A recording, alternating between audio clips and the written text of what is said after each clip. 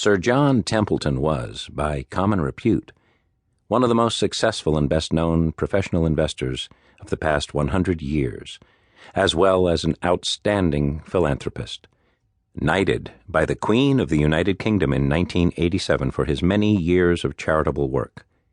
Forbes magazine dubbed him the Dean of Global Investing, in recognition of the trail he blazed in seeking to invest across the world when others were too afraid to do so. Louis Rukeyser, host of Wall Street Week, a popular network television program on which Templeton appeared many times, said that this quiet, deeply religious man was one of the genuine heroes of Wall Street. Prem Watsa, a Canadian fund manager, described Templeton more recently as a wonderful man and, for all practical purposes, perhaps the greatest investor of all time.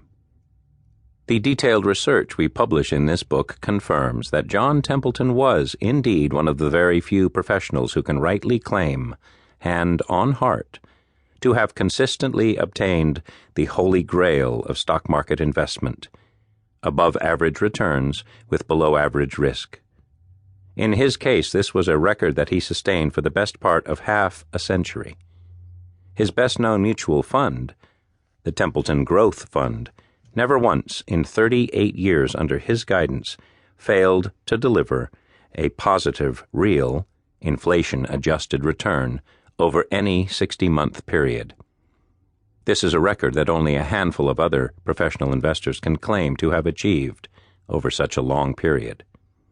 4 years after his death, Templeton's name and investment philosophy live on around the world through a wide range of funds that either carry the Templeton name or claim to use his methods. Many billions of investors' money is today managed on the basis of the simple but profound principles first laid down by a man who stands comparison with Warren Buffett, George Soros, Peter Lynch, and a handful of others as one of the all-time greats of the modern investment world. The reason for this enduring legacy is simple. His investment methods have stood the test of time. They work. And in this book, timed to coincide with the 100th anniversary of his birth, we set out to explain what those methods were, the truth about his track record as an investor — there are a number of surprising myths — and why and how his methods continue to be relevant today.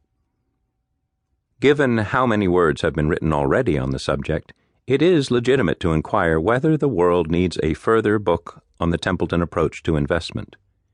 We asked ourselves the same question when we originally considered embarking on this project. Amazon, the online bookseller, lists no fewer than 50 books, for example, about Templeton's life, investment approach, and spiritual concerns. We came to the conclusion, however, that there is still room in the market for a single-volume, independent assessment of Templeton's investment methods and philosophy, written from a professional rather than a religious, philanthropic, or family perspective, and with the future, not the past, in mind. These are the main reasons why we believe that a single-volume study that seeks to encapsulate the essence of John Templeton's investment wisdom is both fresh and timely. Number 1. A fresh perspective. Some of the many books published about Templeton's life and methods in the past have verged, we think it is fair to say, on hagiography. Many seem to have been written to advance his philanthropic and religious interests rather than primarily to enlighten investors. Others are either out of print or sponsored works by close associates, published with the assistance of one of Sir John's charitable foundations.